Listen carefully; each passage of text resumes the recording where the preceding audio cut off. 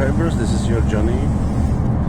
I'm leaving Masarykovo station now. I'm in the very end of March.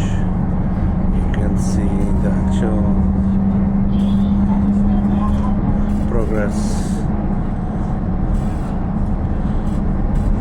of first and second platform and headed tracks on concrete panels.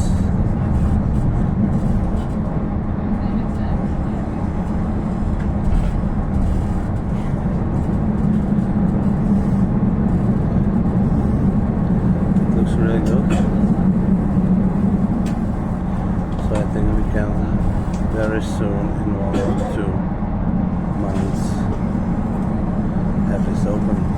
Now we are passing the central bus station, and now we are on the 1.1 kilometer long Negrelli bridge from the middle of 19th century. In its time, the longest bridge in Europe.